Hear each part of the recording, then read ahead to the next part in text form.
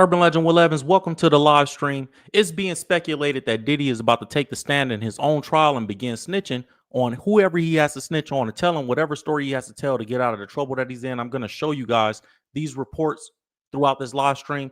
As we come into the room, make sure you hit that like button and make sure that you guys keep the comments respectful. Subscriber only chat. If you in the live stream watching, drop your name, your city in the chat. We're going to give you a shout out on the live stream. Also, if you have a question or comment that you want us to put on screen, send it to the super chat. We'll put it on the screen. I'm going to show you guys all this information that we have.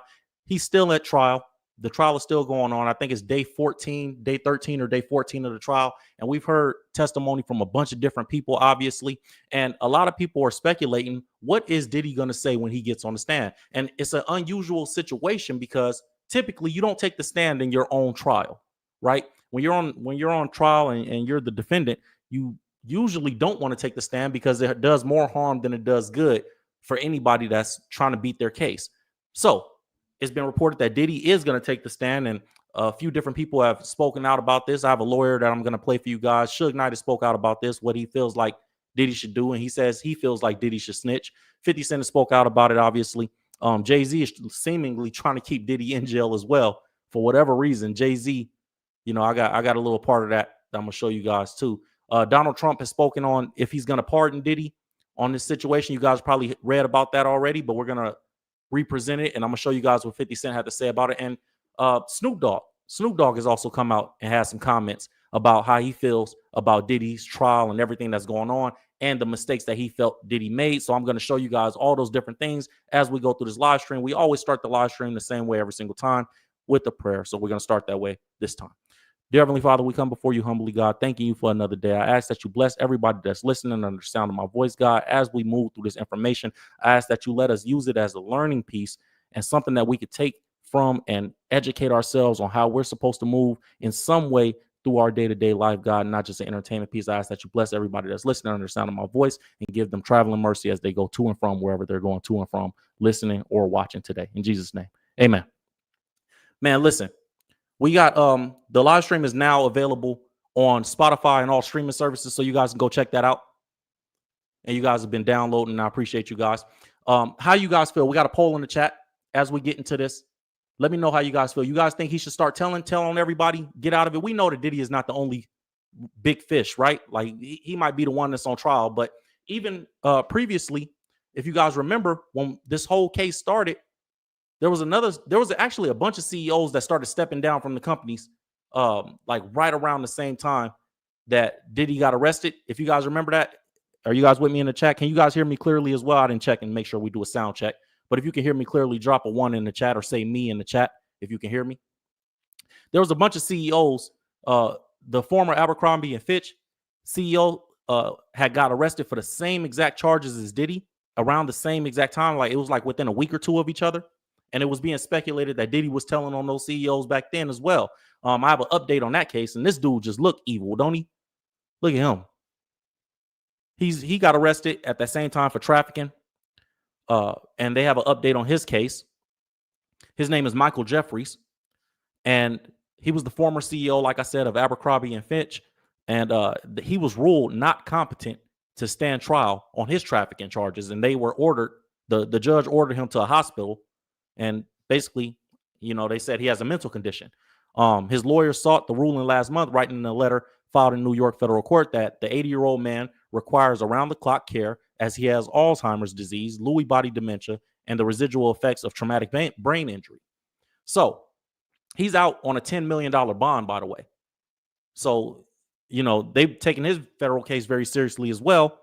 And the court found that it was a preponderance of evidence that the defendant was presently suffering from a mental disease and defect rendering him mentally incompetent to the extent that he's unable to understand the nature and consequences of the proceedings against him. So he's not able to stand trial. So this guy pretty much got away with everything. If he was guilty of everything he did, he got away with it, right? So it was a bunch of cases like that where people were like, who can Diddy tell on? Everybody he's trying to tell on is just going to find a way out of it, wiggle out of it. But now it's being reported that he's very eager, Diddy is very eager to testify in his sex abuse trial, but that would expose him. That's what the experts are saying. And the article says after being arrested in the lobby of a 5-star Manhattan hotel, the man known now as inmate 37452-054, aka Diddy, is going on trial in the Southern District of New York in a courtroom, right? Which we all know Diddy's on trial right now. But they're saying that he wants to testify, that he's so eager to testify that his lawyers, against his lawyers' wishes, that he's not that he doesn't get on the stand. He's still willing to get on the stand, even if it hurts his case, because he wants to, quote, tell his story. Now, he still denies all wrongdoing, but for whatever reason, he wants to get on the stand. So if you're denying all wrongdoing, but you still want to get on the stand and say something, tell your story, what does that mean? Even if you're going against the advice of your lawyers, I think it's interesting. So his lawyer put out a statement on this, and his lawyer, I'm trying to find the part where his lawyer put the statement. And obviously Cassie is the lead victim on this. Where did it go? So his attorney said this as to whether he will testify, whether Combs will testify in his own trial or not. He said, I don't know that I could keep him off the stand. He said he's very eager to tell his story. And a legal analyst broke this down and said that this is a very dangerous move for Combs, as the cross-examination part of it will open him up to all the pending civil cases that he has. So basically, when he gets on the stand, if Diddy says anything that hurts him in his law, not the criminal trial, but the lawsuits that he's facing, because he's taking a stand and making a statement, that statement is going to be used in all those pending civil cases. It says multiple victims are testifying against Combs, saying he physically and sexually assaulted them. It's going to be hard for the defense to argue that this is consensual, blah, blah, blah. We already know that. And so this lawyer also broke this thing down, and he was speaking on how Diddy is going to testify. And then I'm going to show you guys what Suge Knight said about it and what he feels like. He feels like Diddy should snitch on everybody. If you guys remember as well, when this all started, there was like articles going around or reports going around that Diddy was refusing to eat while he was in prison, while he was in jail. This was reported by Yahoo. I'll show you guys. That he was refusing to eat while he was in prison because he was worried about being poisoned. And everybody speculated when that happened that, oh, he knows. He about to start telling. The people that he about to start telling don't know he about to start telling. He's worried about getting poisoned. Diddy allegedly refusing prison meals over poisoning fears, right? And there was a quote from somebody in the jail, I guess, said, people want to kill him. Said, what if someone on the outside has a connection to the prison, or a connection inside the prison? They could contaminate his food, poisoning him over time. Not poisoning him all at once, but poisoning him over time. Said Diddy's recent court appearances have fueled speculation about his well-being. So this is back then. They were saying, Diddy is not eating. He's thinner. He's grayer than he normally would be. And they said that he was terrified that they were going to poison his food. So let's see what this lawyer is talking about. This lawyer says, and I like his take on it. He's been following this trial the whole time. We're going to hear what he has to say and see what his perspective is. He says Diddy is going to testify. Let's hear what he has to say about what that would do for Diddy. Especially in the federal system is another way to look at it. In the federal system, prosecutors generally do not get to cross-examine. 2 reasons why, something to know. When an individual takes the stand, I still think Diddy will, when he gets to stand, when he testifies, what will end up happening is he will be cross-examined by people who don't cross-examine often. But if he is convicted, the judge can say, and Mr. Combs, you have been convicted of sex trafficking, you've been convicted of RICO, you've been convicted of arson, you've been convicted of and wait for it, wink, tell him what he's won, my friend. Well, because you have testified in a trial and you were found guilty, we believe you have committed, wait for it, obstruction of justice. They hit you with an obstruction of justice charge if you testify and you're convicted. That's another reason why people generally don't testify in the federal system. So we take all those things away. Make sure you focus on the details. If we're watching the trial this week, starting this week, you watch the details, you watch the importance, you watch and make sure the state, defense, both are focusing on the little details and how petty AF they are. And we ain't talking about Tom. Take that. So he's speaking on Diddy testifying. Also, Suge Knight spoke on it. Suge Knight spoke on Diddy and what he felt like Diddy should do. And he's been doing interviews and he's been mentioned, I think they said 40 times, over 40 times during this case for whatever reason. And Suge is in jail right now for a 28-year sentence on a voluntary manslaughter from a 2015 incident. So he's calling home from prison and he's speaking on this Diddy situation. Obviously, him being brought up a lot in this case, he's going to speak out about it. And I think he has a podcast as well, if I'm not mistaken. So on the phone, Suge Knight said that if Combs is the only one held accountable for the alleged violence and abuse inside of the world of rap, it won't break the cycle. He said, this is a quote from Suge. He said, if you're going to make Puffy answer, make everyone else answer. Do you guys agree with that? He said, if you're going to make Diddy answer, make everybody else answer. Suge Knight said that, referring to those who benefited from a system of trading sexual favors for advancement or enabled the kind of behavior in which Diddy is accused of. This is a quote from Suge again. Said, quote, change the theme of the culture of the problems in hip hop. He said, Suge Knight said, repeatedly referring to Combs by his earlier street names, Puff or Puffy. He said, quote, I think it'd be the great thing to let Puffy tell the truth, and bring everybody accountable, Suge said.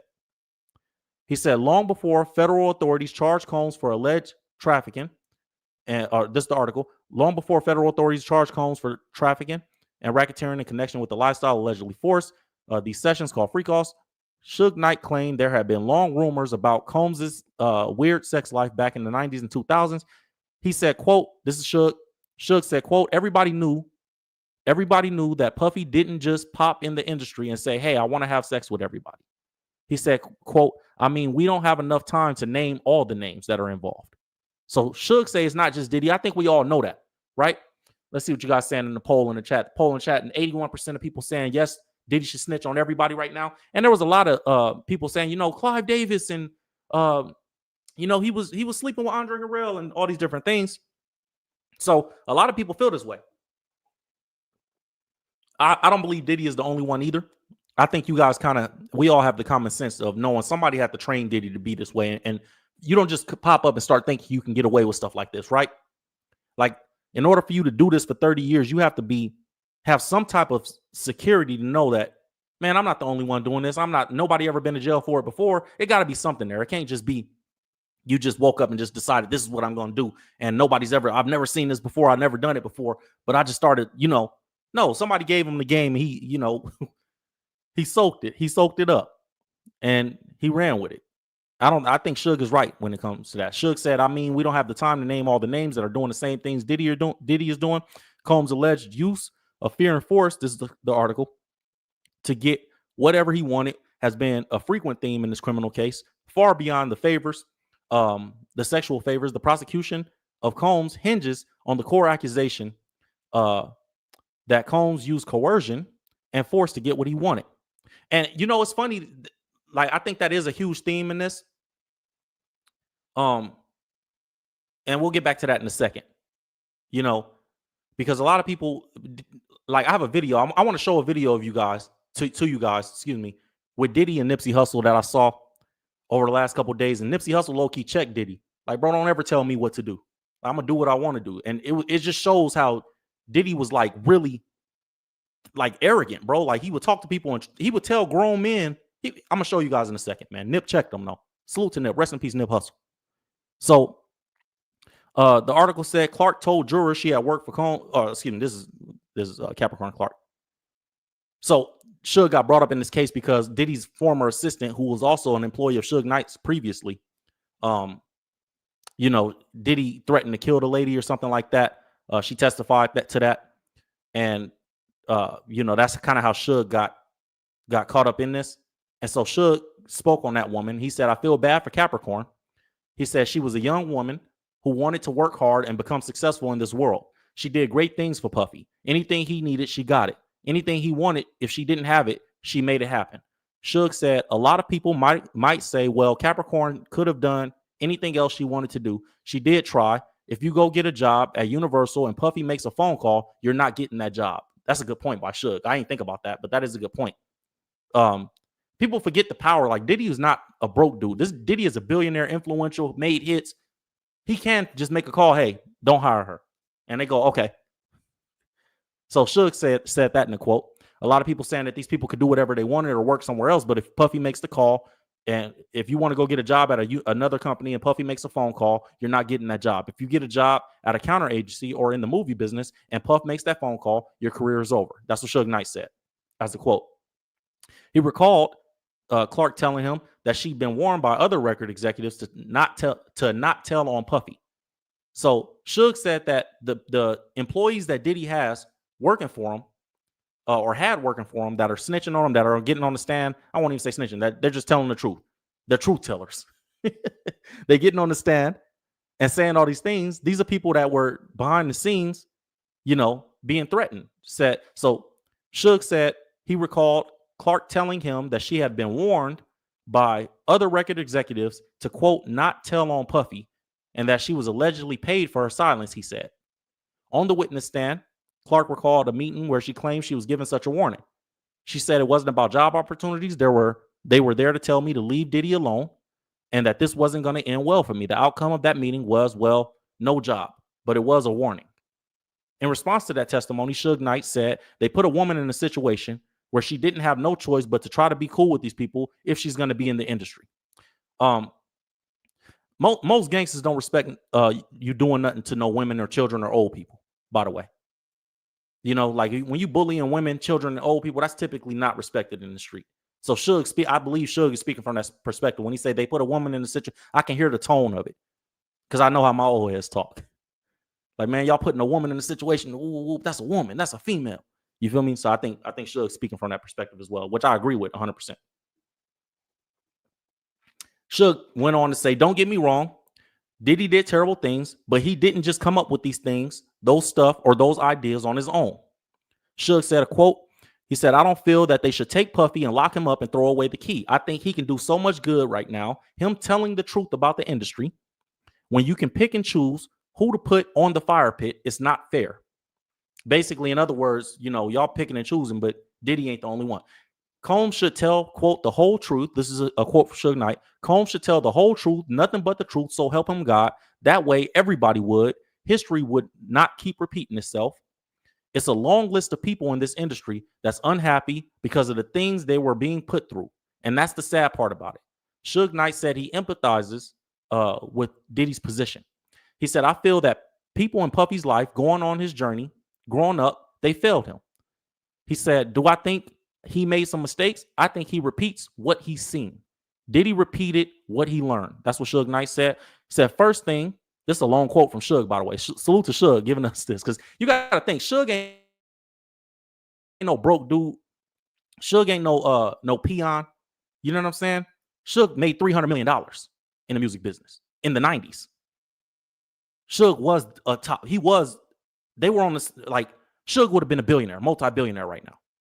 Brilliant businessman.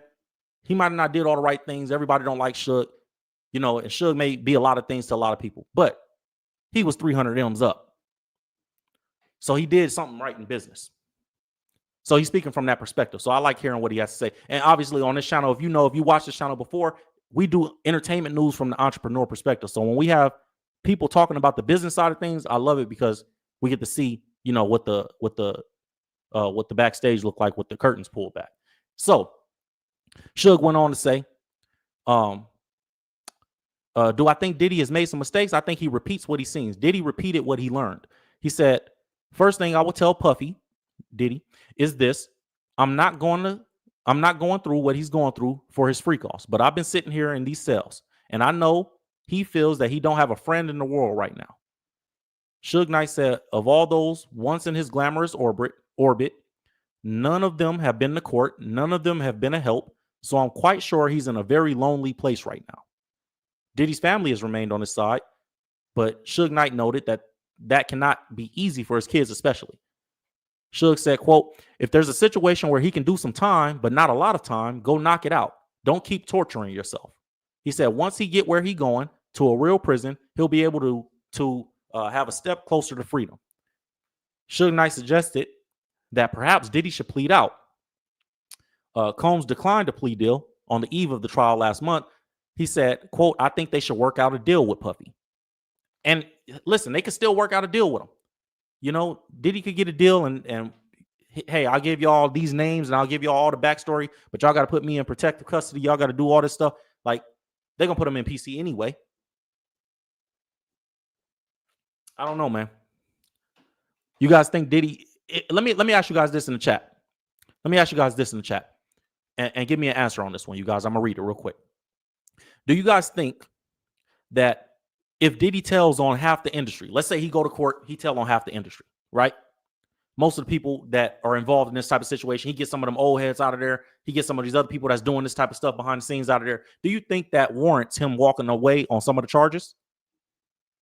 Like, let's say they say, let's put a number on it. Let's say they say 10 years. Hey, bro, you're going to do 10 years, but you need to give us the whole industry. Like straight Frank Lucas, you know, I took care of Harlem. Harlem going to take care of me, Richie. In American Gangster, or he go Nino Brown. I got a lot of people. If I'm going down, a lot of people going down with me. If Diddy did one of those numbers and he did 10 years, right? But everybody in the industry caught cases. Is that worth it?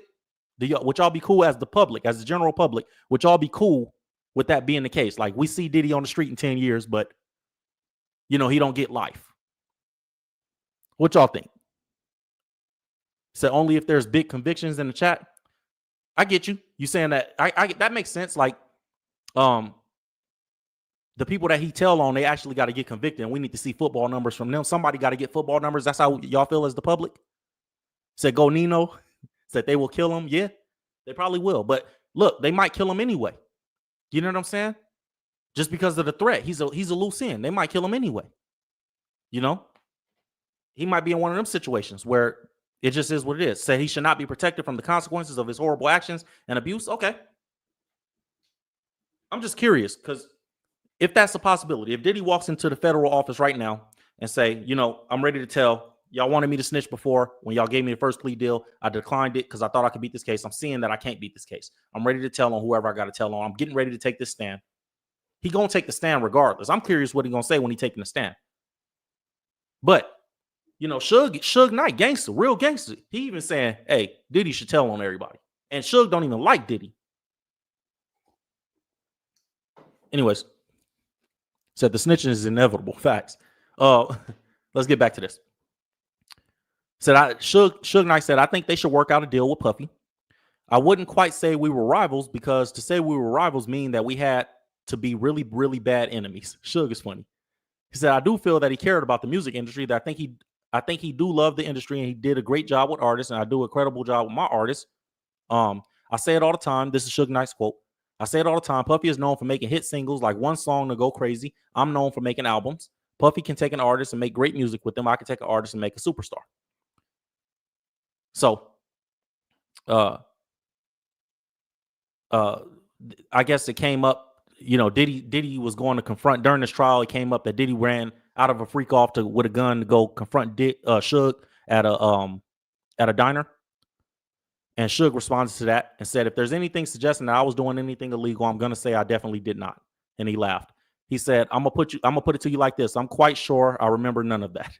He said, anybody that knows me from 2 o'clock in the morning, 3 o'clock in the morning to almost 6 in the morning, I'm always at Mel's with 6 or 7 pretty women enjoying myself. So he's just speaking about that situation. I think he kind of just being funny at this point.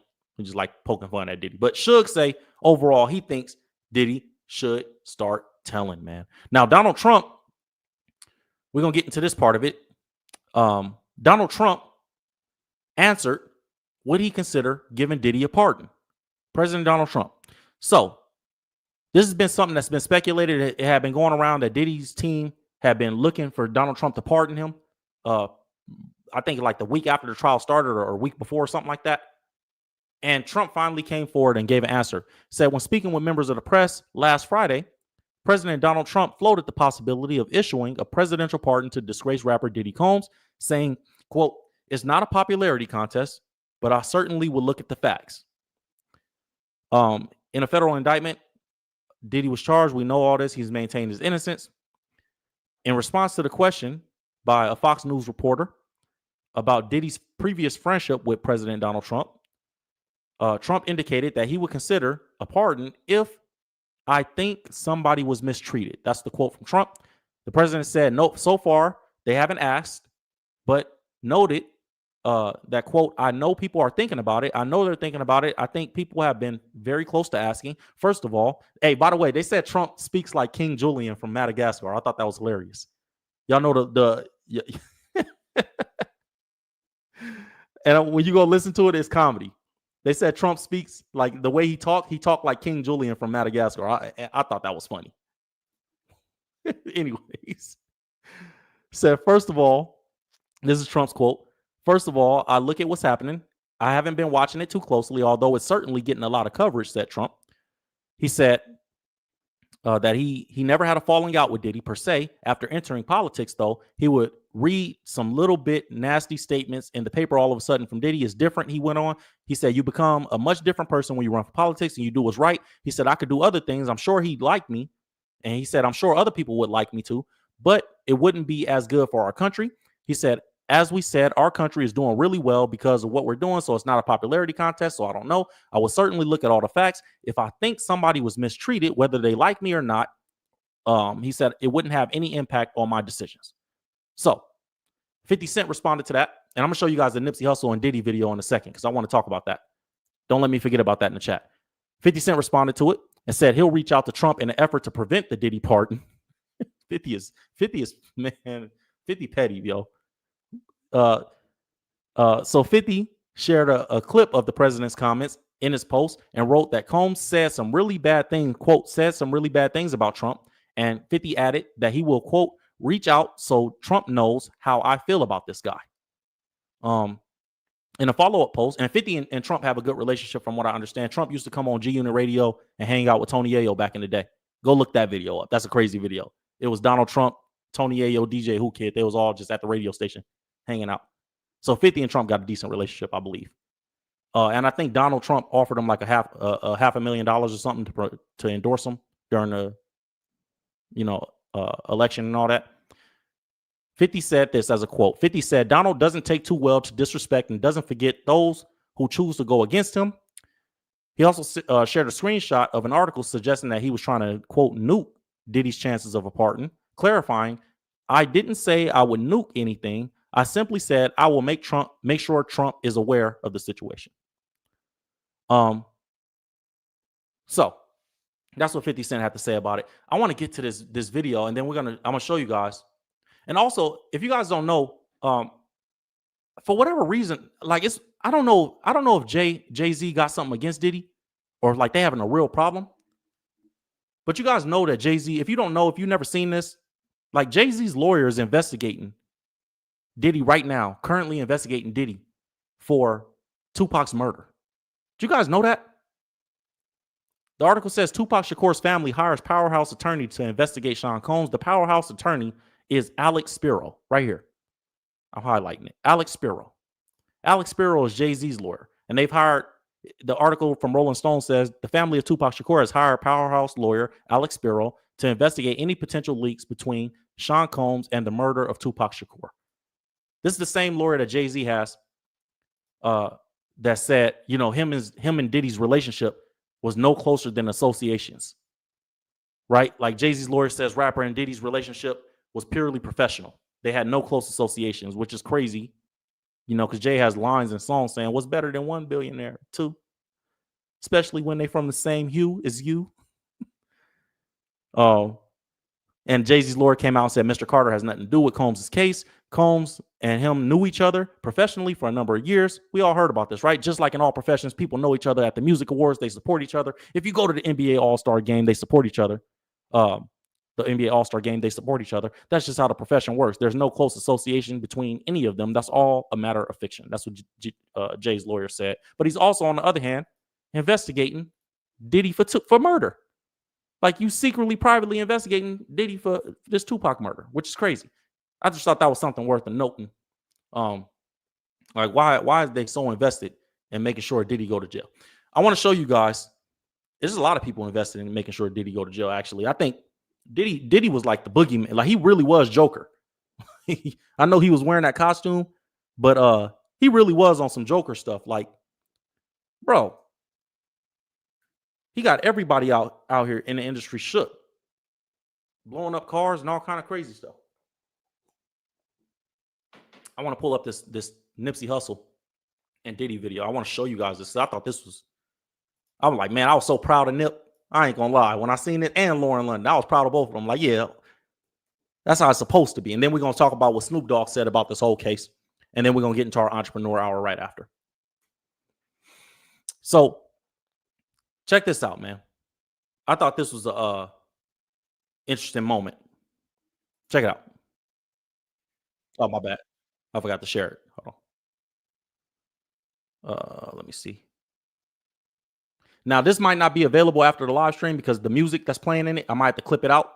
But for you guys that's watching during the live stream, you guys are gonna get to see it the way it is. So if you're watching this after the live, if you're watching the playback of the live stream, you just might miss out on this part. I don't know. I might have to clip it out for copyright reasons because it's Nip's music and stuff playing. But check it out.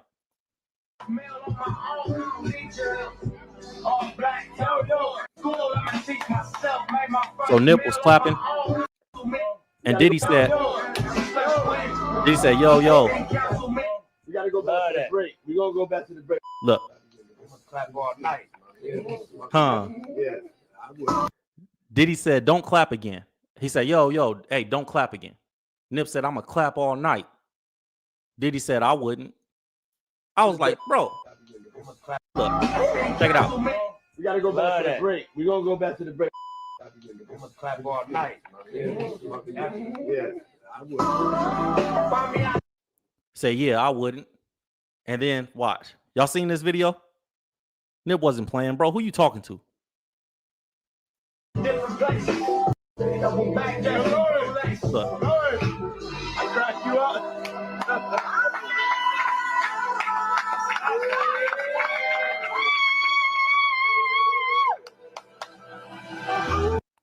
That's right, Lauren. Nip said, hey, clap.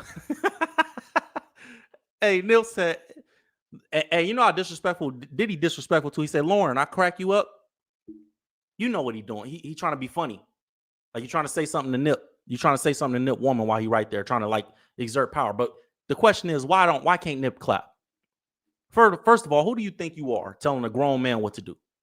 Some of you, like, bro, and it's really only to control the room. You trying to tell a grown man what he can and can't do. Hey, don't clap again. Who are you talking to, bro? But that's how he felt. He felt like he had that much power. And then when the Nip start clapping again, he like, I'm gonna clap all night. Then what he do? He shift from Nip to Lauren. Hey, Lauren, I crack you up. What? And that's why Nip like clap. Nah, Lauren, clap. He weird. He weird, man. The whole situation is weird. But you see Cassie ain't clap. Y'all seen that? Cassie cheered, but she probably got something for that cheering too. I ain't gonna lie. Look. I crack you up.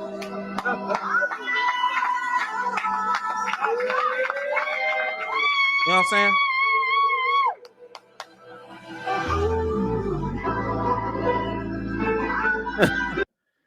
And Nip threw up neighborhood right after. Like, bro, I don't care about none of that. Bro said, I'm gonna clap all night. I'm gonna play it one more time, man. I respect Nip a lot. We gotta go back to the break. We're gonna go back to the break. I'm gonna clap all night. Yeah. I would. Yeah, I wouldn't. Why? Man, I wish, man. Let me get off this. I'm starting to get mad. I'm getting irritated. Anyway, Snoop Dogg responded to this whole thing. Snoop Dogg's thought on Diddy and his federal trial are immediately dismissed by the internet. So let's see what Snoop said.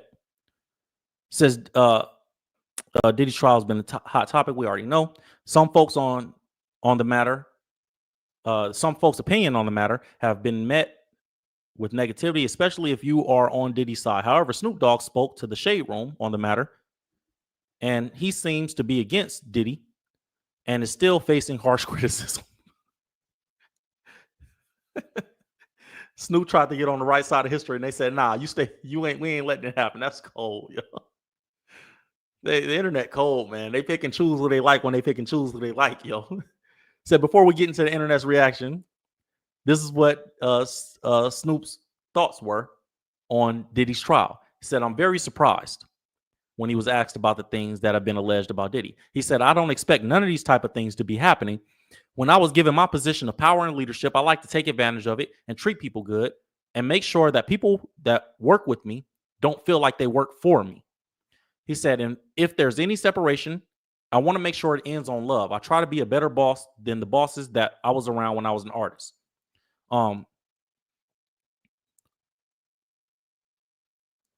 So Snoop obviously is going to get some backlash because of everything that he had going on.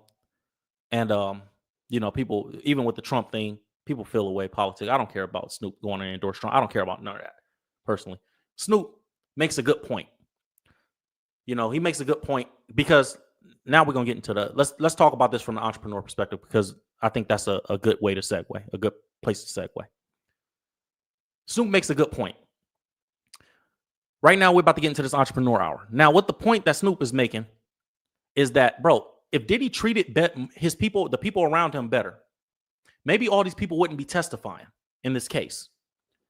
And a lot of these people that are testifying, like, I understand that they were subpoenaed and different things like that, but you could get up there and plead the fifth. It's a lot of people that just hate Diddy because of how he treated them.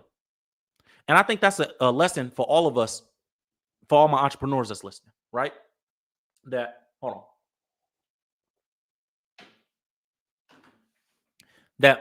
what Snoop said, when somebody works with you or somebody works in your company, you don't own them. The video I just played for you guys, that was Diddy. When I played the Diddy and Nip video, that was Diddy reviewing Nip's album. Like, bro, you're doing him, you know, like, you're reviewing his album, you making sure, like, that's all cool. You don't own the man, though. And if he talked to Nip like that, and that's probably the only time he ever saw Nip in his life, for real, in a closed session, you talking to that? Imagine the people that work there every day. And then we seen, if you grew up from a certain area, you've seen the reality shows with Diddy and how he talked to the employees and how he talked to his staff and how he treat people. And that era of hip hop, that era of entertainment business in general, from Hollywood, acting, whatever it is, all the way down to the music business, whatever it is, they had a way of talking to people that was just completely disrespectful, to the point that some people feel like that was just the business and that's just the job you chose and you just got to take it. If they talk to you crazy, that you just got to deal with that, bro. You know? And I understand people having their personal feelings about anybody. You can have personal feelings about me. I can respect. Everybody got a personal feeling about somebody. So I understand people not respecting it coming from Snoop Dogg. But what he's saying is valid. What he's saying is valid. You got to treat people right, man. And at the end of the day, people could feel a certain way about Snoop as far as fans. But if somebody in the industry says something about Snoop, right? Because Snoop leads with peace, typically, he leads as a peacemaker. People will go, if you have a problem with Snoop, you probably got a problem. You just probably got a problem. I think in this Diddy situation, I think it's really interesting to see how many of these executive assistants come out and say, yeah, Diddy was trash. He was doing this, he was doing that. I think it's interesting to see all the former executives that he had working in his company that are coming forward and saying, yeah, he was. I thought from the beginning, reputation is everything in business and brand is everything. And we all build brands. You building a brand right now, whether you have a 9-to-5 job, whether you run your own business, whether you have a little side hustle right now, all of us are building some type of brand. You might have the brand at work that you're just the person that's lazy and don't show up on time. You might have the brand at work that you always show up on time and always work as hard as possible. You might have the brand of somebody that can be relied on. You might have the brand of somebody that's unreliable. Everybody has a brand, right? In business, we develop our brands, and I teach all of you guys, but you guys know, I teach you guys this stuff, that you develop your brand based on the associations and disassociations that you create for yourself. The things that people associate with you when they hear your name, that's your brand. And the same for the things that they don't associate you with. Oh, he would never do that. This is why all these companies that in Diddy's situation he lost, or we heard the Shannon Sharp story when ESPN got to like distance themselves, or anytime these type of situations happen, people got to disassociate. And there's a reason for that. And in this situation, I don't see any other way that Diddy can fix it, because you got to think, even brand is so important. Even if he gets out of all this, if he goes home and he beats the case and he walks, he gets no charges, nothing. What is he going to go home and do? instantly is going to be, I have to go start rebuilding my brand. Promise you. I think telling on everybody, what is he? If in terms of his brand, if he gets on that stand and he tells on the whole industry and everybody in the industry go, you know what? Yeah.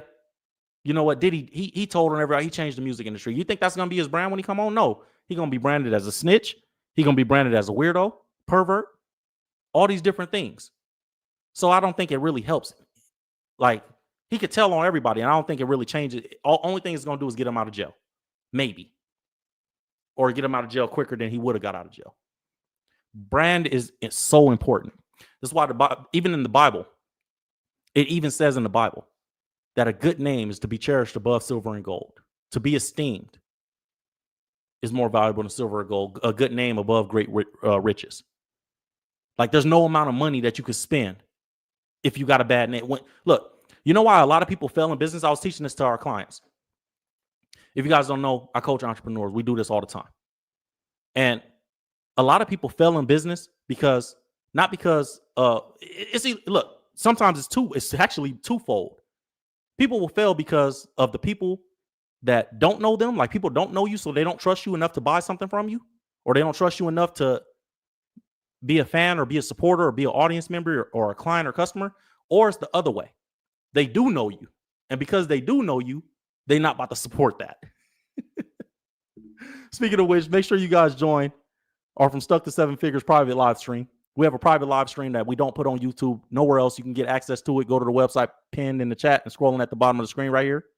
ulgnd.com, ulegend.com. And I'll teach you the 4 steps to turn your purpose into profit, to find the perfect business idea for you. Not the perfect business idea for somebody else, the perfect business idea for you. If you already have the business and you're already running it, we're going to teach you how to get unstuck from each level that you're at. Whether you're stuck just trying to get a job, and it's a no-cost private live event, no cost to you. Just click the button, put your email address in. We'll send you a link to it. And we teach you how to get from unstuck from every level. Stuck trying to get a job, stuck at the 5-figure mark, working your business like a job. I've been at every level. I got unstuck from every level. Stuck at the 6-figure mark, trying to get the 7-figure. We've been there. And I teach you guys that stuff over there. So when I'm referring to clients, that's what I'm talking about. We got a lot of clients that we work with. But brand is so important. I thought it was extremely interesting in this case. We see nobody come and say Diddy would never do anything. If you guys go watch the live streams and the content that I did when this all started a year ago, I said, dang, it ain't suspicious to nobody else that nobody is coming to Diddy's defense. Like, nobody's saying he would never do. Well, maybe Stevie J and Boosie. But Boosie wasn't even coming to his defense like that. But Stevie J, maybe. You know what I'm saying? But nobody was saying he would never do this. This is all lies, except Diddy's lawyers. That's because they all knew. And you ain't going to tell me that. And I agree with Suge Knight. He got a lot of respect from me on that article.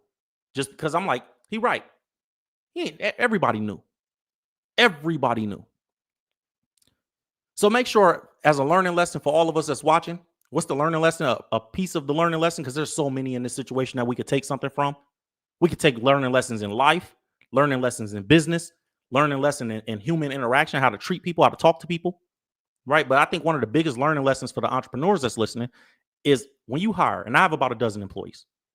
When you hire somebody, you got to make sure that you treat them right. If they're a bad employee, get rid of them, fire them, but still treat them right. Even when I fire somebody, I do it out of, hey, this is what's best for you. You can't show up on time. You have a lot of responsibilities that's taking your time away from whatever you got going on is preventing you from being able to be here on time. I'm going to free you of the pressure of having to be here on time. That's how I fire. I always fire from a place. When I have to fire an employee, I fire somebody from the place of understanding. Like, you know what? I'm doing this for you. And I think that that's a lesson to learn. Even when you don't have a good relationship with somebody, it's a way to walk away. And Diddy he was a tyrant. But that's their era. That's that era of entertainment industry where it's like, we just bully people and we just tell people, if you're making less money, bro, it just, I don't know, man. Let me see what you guys are saying in the chat. Said he can't escape God's wrath. The wicked builds up wealth that will be given to the righteous. That's scripture, man. The Bible says a good man leaves an inheritance for his children's children. but the wicked's wealth is stored up for the righteous. What that means is God allows evil people to get rich, but it's not just because he just wants evil people to get rich. It's because there's a principle. And even if, and I teach you guys this all the time, even if a bad person applies God's principle, the principles are going to still work. God has principles for wealth building. And it's in scripture. And even if a bad person applies those principles, because a seed don't care who planted, a seed is not prejudice. A seed isn't prejudice to good people. Like, oh no, only good people can plant me. No, the principles have to work because God cannot lie. Not he does not lie, not he will not lie. He cannot lie because God is truth, is what the scripture says. So a bad person can be diligent. The Bible says the diligent prospers. A bad person can be diligent. A bad person can serve other people. The Bible says serve one another, working for each other as if working for the Lord himself. So that's a great point. And in the scripture it says the wicked's wealth is stored up for the righteous. So even a bad person can make some money. But in the end, look, go read Ecclesiastes for all my people, for all my believers. Go open your book to Ecclesiastes 2:26. Chapter 2, verse 26. When you go read that, and you see that it says, for the one that pleases him, God has given wisdom, knowledge, and joy. Wisdom, knowledge, and joy. But for the sinner, God has given the business of gathering and collecting, only to give to the one who does please God. That means if you're not doing what God told you to do with the blessings, you just gathering and collecting. And you holding it to give to the people that do what God told them to do. And that's a huge lesson in this. Just because you made some money don't make you successful. I tell all my clients, same thing. Speaking of which, if you're in the inner circle, make sure you go to the inner circle. We're putting some new content over there and we're going to do some new things. I'm going to put a forum over there so we can all communicate amongst each other. If you're in my inner circle, go join the inner circle at ulegend.com, ulgnd.com. I always tell you guys this stuff, man. Like there's so many learning lessons to pull from this. There's so many learning lessons to pull from this. Said the diddler has a serious God complex, like he's Mr. Untouchable, but now that ain't the case. That's facts. There's two types of people in the world, man. There's people that are humble, and there's people that's about to be. And if you're not humble right now, you will be. You one of the two, I promise you. Either you're humble or you're about to be. We all have to get humble sometimes. And whether you're going to learn that lesson the easy way, the right way, or the long way, or the hard way, like you're going to learn that lesson. Just keep living. Some of us got to learn the lesson multiple times. And I think that, sometimes we don't count others as more valuable than ourselves like we're told to do. That's what the scriptures say. And because of that, we start, especially in that business, in that entertainment business, these dudes started looking at each, like Diddy looks at himself like, I'm here and everybody do what I say. And I'm going to pull these strings over here. And you're going to do what I say and you're going to do what I say or you're never going to work again. Suge made a great point when he spoke about this. Hey, where do these people go to work? A lot of people saying, hey, you could have worked anywhere. Why you work for Diddy? Okay, what if I didn't know that? Let's just hypothetical. I'm not saying that anybody's infallible or innocent. Let's just go through a hypothetical scenario. If I get a job, I don't know nothing. I just know the Diddy that I see on Instagram. I know Sean Combs that I see on Instagram, Bad Boy Entertainment, Biggie Smalls, Mary J. Blige, Macy's, Sean John, all these different deals, Ciroc, all the stuff that looks right. Black love, black excellence. That's the Diddy I know. That's the Diddy of my awareness. Right? And I go get a job. I get a job. I'm excited. I got a job with Diddy. Cool. I'm set. This is a resume builder. Everybody, by the way, entrepreneurs, when people are nobody cares about us. Nobody cares about Diddy necessarily when they go to get that job. Nobody cares about you. Nobody cares about my business. Nobody cares about your business. Nobody cares about your content. They care about how the content affects them. They care about how the business affects them. They care about themselves. Right? So when somebody's going to work for Diddy, they're doing it for themselves. Man, this is a resume builder for me. They're not doing it because they just in love with Diddy and support everything that he do. They put it on a resume to say, if I work for this dude one time, I could get any job in this industry. If I do a good job, because he's the hardest person to work for, from what the stories say. So in that scenario, I get this job. I got the job. Cool. I go up there. I find out this ain't what I expected. I'm ready to quit. Where do I go work next? If Diddy is this tyrant dictator that he's being presented as in during his trial, okay, I go to, like Suge said, you go to get another job. You go to Universal Music Group. You go to another job where people ain't like Diddy. And Diddy calls over there and say, hey, fire them or I'm going to do this. Hey, don't hire them. Wherever they try to work, no. What is that person supposed to do? I get it. Some of us going to say, hey,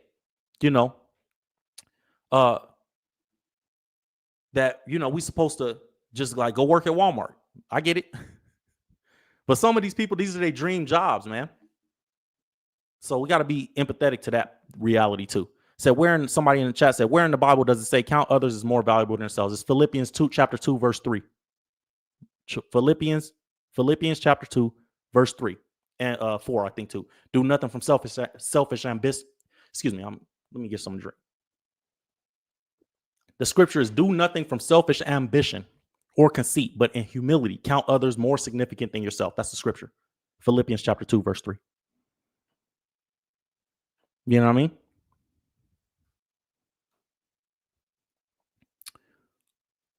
So I think overall, the learning lesson in this is treat people right. Count others more significant than yourselves, like the scriptures say. And maybe if he did, because the scriptures say love covers a multitude of sin. Maybe if there's some more love, people have more love for Diddy, he would have been able to get out of the situation a little easier. But bro, you done built up a litany of people. Like how in American Gangster, they said, bro, the cop told Denzel Washington, told Frank Lucas, there's a line around the block waiting to testify against you. Like, bro, there's everybody in this. You got parents. Everybody in Diddy is the same way. I thought it was going to be 2 or 3 people testifying. I thought it was going to be a tough case for the feds. It seems like it's an open and shut, man. It's an open and shut. They didn't prove everything. Except, I don't think they really did strong on the arson. I think everything, the Cassie stuff was all just set there to establish a timeline. To show like, okay, this is what he was doing to Cassie. And I said this previously, but I think the feds, their whole thing was Cassie was the star witness because if we can establish that he did this to somebody that he was saying he was in love with, imagine the people that meant nothing to him, what he would do to them. If he was willing to blow up cars and threaten to kill employees and send employees to do his dirty work and use all of his company credit cards and his private jets and all these different resources that he had in order to commit these crimes, and he did all this beating on it and destroying this woman that he says he loved. Imagine the people that he meant nothing to, or that meant nothing to him. I think that's what it is, man. I really think that's what this whole thing was. They established a lot. The arson, but I heard a lawyer say that they was just only presenting the arson charge in order to open the door for Kid Cudi's testimony, in order for Kid Cudi to establish that a crime was committed against him, just for the feds to be able to show that Diddy was using the other employees to do these crimes. It wasn't necessarily for the arson that they were trying to convince the jury of. They're trying to convince the jury of the racketeering and that you're using this legitimate organization to fund a criminal organization, which is illegal. You can't do that. You can't take $5,000 from the business and go sell drugs with it. Even though, yes, this money was clean, this money was made legally, but you can't take it, use it, and go sell drugs and use it to go buy drugs. Like, in Diddy case, you can say some of that. But they established a lot of them behaviors. Bro, you using it. The day he got arrested, they went to his hotel room the day he got arrested. Y'all see the video of Diddy getting arrested in the hotel? They went to his hotel room, raided it that day, and found guns, drugs, baby oil, and all the same stuff the day he was arrested. You got to think how sick how twisted his mind is. Because, bro, He came back to New York after after all his houses that got raided, his kids had been handcuffed. He had jumped on the jet allegedly and ran. His lawyers called allegedly and said, come back. An innocent man would turn himself in. You come back to turn yourself in, and you're going to have a freak off the same day in the hotel that you get arrested in? After all that? What Carl Anthony Towns say? After all that? You feel what I'm saying, though? So it's a twisted thing, man. Count others more valuable than yourselves, man. When you're moving out through this world, make sure that you're taking care of the people around you, man. And if you're in a position of power, God has given you a position of power. God gave you the blessings. The Deuteronomy chapter 8 say, in the days of your success, you're going to say the strength of my hands has created this success for me. But remember the Lord your God, for it is he who gives you the power to generate wealth. What that mean? That means even if I do all the hard work, even if my mind came up with the ideas, even if I built the business and worked 24-hour shifts, still God the one that gave me the hands, God the one that gave me the mind, God the one that gave me the body, God the one that gave me the the know-how to do the things that I do. Don't forget that. And make sure that you manage your blessings accordingly to that. We got the private live event from Stuck to Seven Figures, where I teach you how to get unstuck from every level that you're at in your business journey. 4 steps to turn your purpose into profit. We teach business from the biblical perspective, and I teach you guys everything that the Bible says about business, but that's not the ultimate goal. Like, I'm just showing you the principles, not from a preaching perspective, I don't care if you're a believer or not. You're going to draw wisdom from these different things. I teach you how to find the perfect business idea in 4 steps, find your purpose in life, and find the perfect business idea. We had a client last week, actually, that was like, in my inner circle, that was like, Will, how do I turn photography? I'm a photographer. How do I turn it into, a full-time business? I want to give you guys this gem before I leave, because I'm going to teach you guys something right here on the live. A lot of our service businesses, right? A lot of the service businesses, or what you guys would consider gig economy, photography, I'm just speaking on that client because it was a great question. I thought it was a teachable question for everybody. If you have a gig, if you have like something that you do that would be considered a gig or some freelance work or something, how you turn those type of things into multi-million-dollar businesses, maybe not multi-million, you probably can get to the 6-figure. You would have to do other things and scale it a different way. I would have to teach you guys systems to turn it into a 7-figure business. But how you turn gig economy into 6-figure businesses, for sure, is display expertise. Is that simple enough? So there's a guy. I'm gonna use a service business as an example, right? He cuts grass. SB Mowing. Check out SB Mowing. He cuts grass. He cuts grass for free, but he makes 6 figures a year doing it. How? Because he displays his expertise to a large group of people. You get online, you display your expertise, how you're an expert in this field. And then that allows people to go, dang, this person knows what they're doing. I want to hire them. The more people that hire you, the more you can raise your prices, because the simple law in economics is what? Supply and demand. You base your supply on the demand. So the supply is very limited in service businesses because you're only one person. So I only could be there. I have to be there to cut the grass in that situation. For my photography guy, I gave him some different advice. But in gig economy and service economy, typically you have to be the one there to do it. So it's really hard to scale. So people feel like it can't scale. That's not the case in the internet era, though. In the internet era, you scale by displaying your expertise to everybody. And a lot of people give me the pushback. Clients will go initially before they learn. They'll give me the pushback. Well, Will, coach, if I do that, if I display my expertise, then isn't my competition going to take my expertise and start doing it in their business? The answer is yes, they might. But you're not worried about that because you become the expert. And to the audience, you worried about the competition. The audience is worried about who they see in front of them.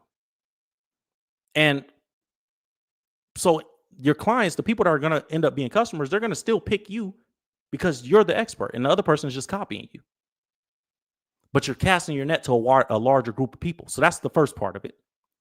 And then in gig economy as well, you want to have a specific brand that, hey, I do my thing this way. So for my photography client, we was working with him, and I told him, man, what you want to do is you want to develop a specific type of photography that you do. For example, there's a guy that does photography with iPhones. that all he does, he doesn't use traditional cameras. He only uses iPhones. And he creates these great photography videos showing how he takes his pictures.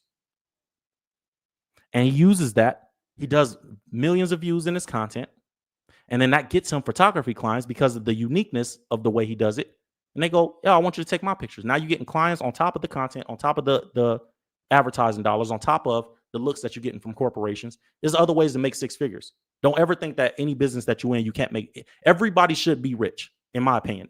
Everybody has the potential in America to make hundreds of thousands, if not millions of dollars. Everybody. So we teach you some of those things over there. Go join the inner circle if you're not in it. And we answer different questions. There's an Ask Will Anything section over there. And then we give, different pieces of advice over there.